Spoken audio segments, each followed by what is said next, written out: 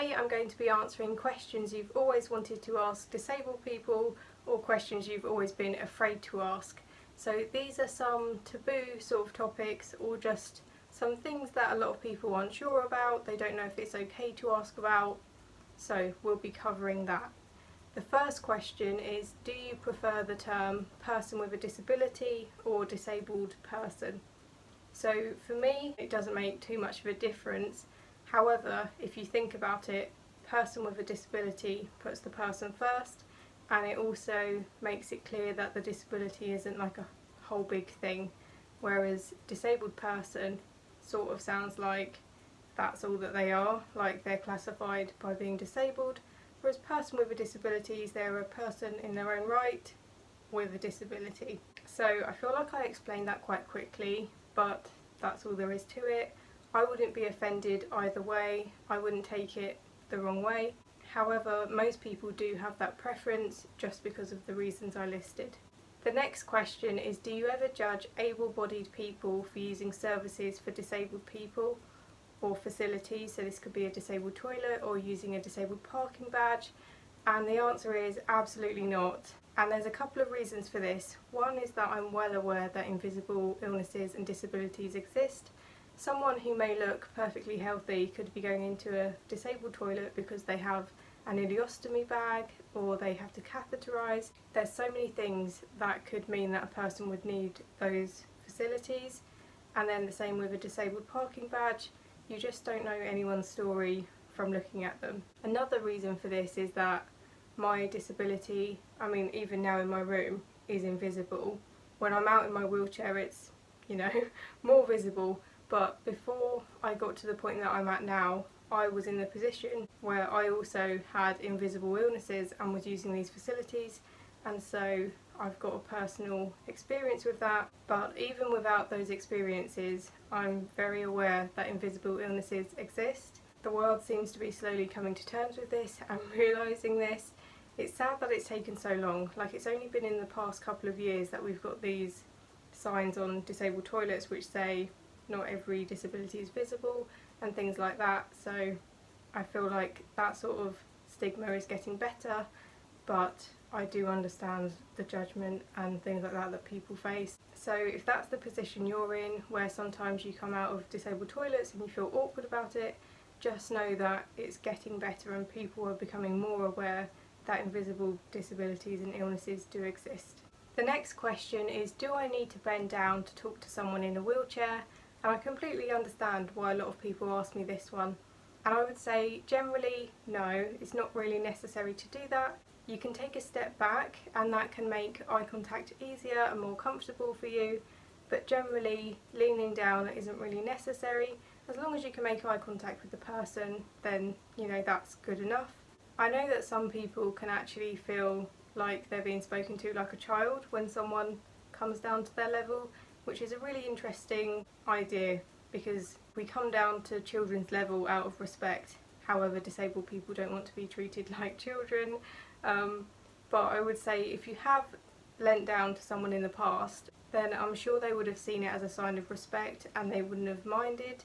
However, it's just not really necessary. Like I say, you can take a step back and then still have a good conversation with someone, maintaining eye contact. So yeah, if you've lent down to people in the past, then I'm sure they appreciated the respect that you were trying to show to them, but it's not really necessary. The next question is, what was your reaction when you were diagnosed with your first illness? So for me, this was a really long process, and when I got diagnosed, it was just utter relief. Relief that I could now access treatments, relief that I could now talk about it, because I was really unwell, but I felt like I couldn't ever talk about it because there was no name for it, and I didn't want to talk about everything that was going on if I couldn't say what was going on. So that was my initial reaction, just relief and like hope for it getting better, although I feel like I didn't really understand. It's not that I didn't understand chronic illnesses, I just thought that they could be better controlled than they sometimes can. So at that point in time I thought I would find a medication that helped, thought I'd be able to walk properly again. Wasn't really the case. That was a really long trial and error period and I'm so much better than I was, but also when I first got diagnosed, I just thought everything was going to get unrealistically better.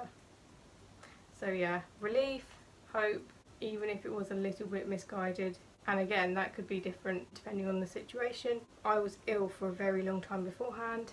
If someone gets a spinal cord injury, for example, out of the blue, if it was an accident, then I'd imagine that that is just devastating.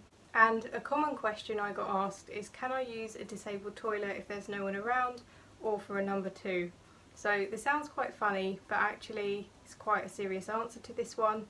And I would say in most cases you shouldn't use a disabled toilet unless it's the only option and you really have to use it. And this is because it's not just people with disabilities only option in a lot of cases, but a lot of the time they will have medical reasons for needing that toilet and they could need it urgently. So I'll use myself as an example for this one, and if you're squeamish, maybe skip this bit. But basically I don't have much sensation in my bladder, and when it gets full up it tears really easily. That's just part of my condition. My bladder will just tear quite quickly and cause a lot of bleeding and stuff like that.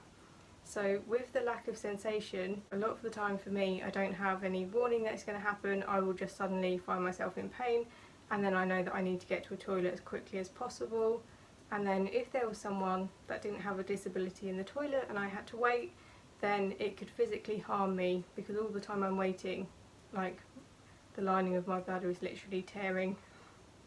So that is one case out of many, and I don't think that is a common thing, but there are also many other reasons that people could need that disabled toilet, whether it's to empty ileostomy or colostomy bags, to catheterise. A lot of people with disabilities do suffer with control problems and urgency, so since it's the only option that people with disabilities have, I would say generally just try not to do that. That being said, if you have an invisible illness, then you absolutely can use those facilities.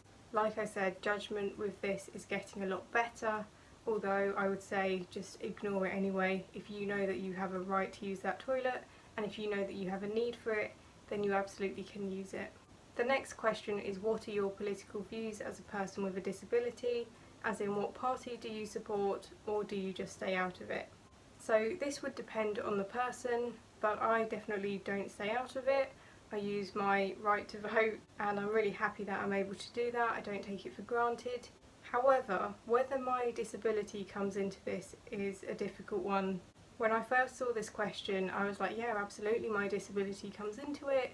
My main priority is things like the NHS, making sure the NHS is as well funded as it can be, so I will choose the party that best supports that, as well as things like disability benefits, because I know how much people with disabilities struggle. However, when I thought about this more, I was like, I'm not choosing this because of my own disability. I guess it is a factor to some extent, but even before I became disabled myself, I was still voting in the same way. And actually, I think it's more to do with what I think is morally right and who I think.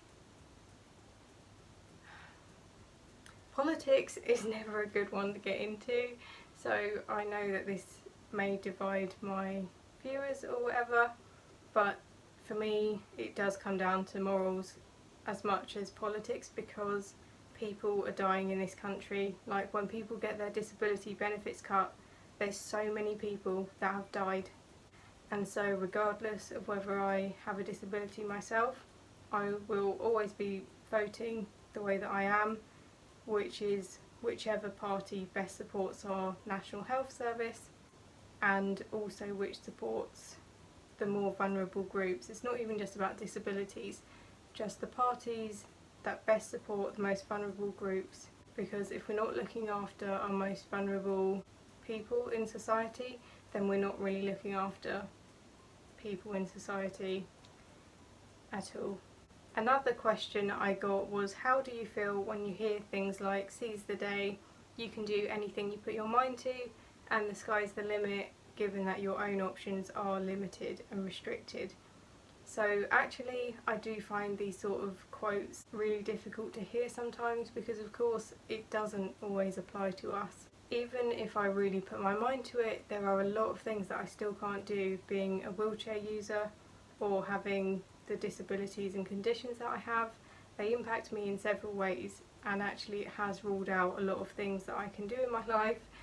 And yeah, it is really difficult because those quotes that people use in their everyday life are so ingrained in us that this is how we support each other, by telling each other these things. So it can feel quite othering and quite difficult when that doesn't apply to you, and it does sort of feel like you're left out of that thing that able-bodied and healthy people share. Like, they can say these things to each other to lift each other up, but then a lot of them don't apply to you if you have a disability, because like no great attitude is going to get people that can't walk to be able to walk, for example.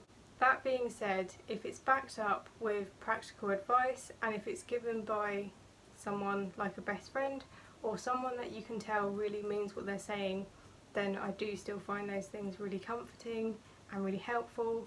My best friends, for example, will say similar things, but they say it in a way that I believe what they're saying, and so it means something to me. So yeah, generally I do find those things difficult to hear.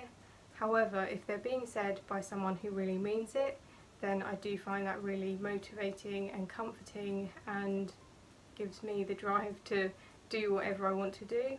And especially if they back that up with some practical advice of how to get to that point. So although these motivational quotes can be quite difficult to hear, I do think that they have a purpose for people with disabilities too, just because there is a lot of things we can still do. One thing that I've been telling myself recently is that although it would be nice to walk more, my wheelchair is still taking me to wherever I want to go, and my wheelchair can still get me to the same place. So like, yes, it would be nice to walk, but my wheelchair can still take me anywhere anyway. And I've been using this in the more symbolic and wider sense. So with any path that you want to do, you might have to do it in a different way, but you will still get to the same place. And that is the case with a lot of things. Like, it's not a case of setting your mind to it, it's finding another way and getting to where you want to be. And the last question is it okay to call disabled people inspiring? So the answer to this one is that if you've genuinely found something they've done inspiring, then yes, you can absolutely say so, and actually I'm sure they'd really appreciate that and find it really encouraging to hear. However, there are cases where people will say disabled people are inspiring for just existing or doing something that perhaps isn't actually inspiring. I don't really know how else to put it. So in those cases I would say to think about whether it's appropriate to say so. If you're out in public and you see someone with a disability out, then it's probably not appropriate to say that they're inspiring just for leaving the house, for example. A lot of you will be like, obviously, like, you would just treat disabled people the same as people without disabilities, but actually this is a really common thing that disabled people deal with. So I would say, as a rule of thumb, if you genuinely find someone inspiring or what they did inspiring, then yes, tell them. I'm sure they'd be really happy to hear that. However, if you're just saying it maybe to be nice or something like that, think about whether it's actually appropriate to say.